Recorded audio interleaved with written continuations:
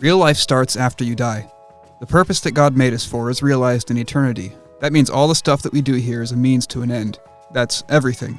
Your career, your family, your friends, your hobbies. It's all there so that you can use it to align your will towards God and generate virtue. Jesus used a lot of farming metaphors in his parables. That's because he made the world and he put lessons into it for us. I have a garden in my backyard. We planted everything in pure compost so that they would have the best chance that we can give them to produce tomatoes or garlic or whatever. Some of those plants produce and some don't, and some just die. They all receive sunlight, they all get rain, they all have good soil. But the plant itself has to take those resources and turn them into tomatoes. Our soil is the stuff around us that we can reach, that we can do, and our fruit is virtue. So, just like the tomato plants in my backyard, our job is to produce. And here's how you do it. Pick an action, pick a thing, anything, it doesn't matter. Can that thing be directed towards God? Unless it's intrinsically evil, yes, it can. You've got to make your own judgment about how to do that because it's your life, not mine, but don't worry, I'll give you some examples at the end of the video.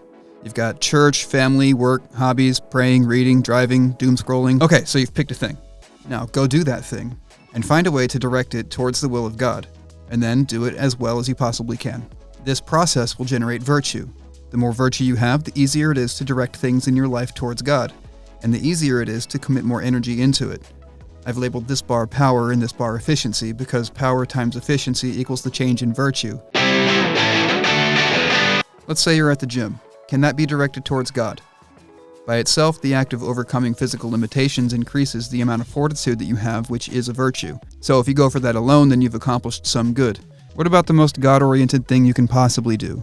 Going to Mass. If you're going to Mass because you love God and you want to be with Him and you want to do what He wants you to do, you want to worship Him in the way that He's chosen to be worshipped, then you will gain a lot of virtue from it. On the other hand, if you go to Mass so that you can put on the appearance of being a good person so that your church friends will like you and invite you to parties, then you've taken something that is intended to be directed towards God completely, and you've directed it completely towards yourself. The amount of virtue you'll gain from this is almost zero. So that's how we can make a good thing useless. Let's try something from the low end of the scale and see if we can make it more effective. So I've been learning how to skateboard. By itself, not the best use of my time. It does generate some fortitude because it's scary and you fall down a lot, but the reason I'm doing it is because I have kids. Skateboarding's a great workshop for prudence and fortitude, and kids need activities that teach them to work hard at perfecting a skill and to overcome internal and external obstacles that offers immediate emotional gratification when they succeed. So that when they're older and they have to do something that does not provide immediate emotional gratification, they're prepared for it because they know the process. It's also a great way for me to spend time with them instead of sending them to a coach to teach them how to play soccer or baseball while I sit on the bleachers. This way I'm directly involved and they get more time with their dad. And I'm using that time to teach them the value of delayed gratification. I've taken this morally neutral pastime activity and incorporated it into my vocation as a father, which is directed towards God.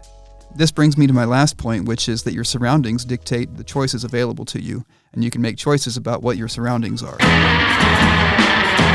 You can only act on things that are within your reach, so it's much easier to keep this process going if you position yourself close to activities and relationships that naturally line up with God's will. It's not easy to aim your will towards God, even if you're surrounded by good people and great things to do. So don't make it harder than it has to be. You don't get bonus points for doing a 360 no-scope. Just hit your shots. We're all on a one-way train to eternity, and the stakes are higher than we can imagine. So surround yourself with people and things that will help you ensure a good outcome when you get there.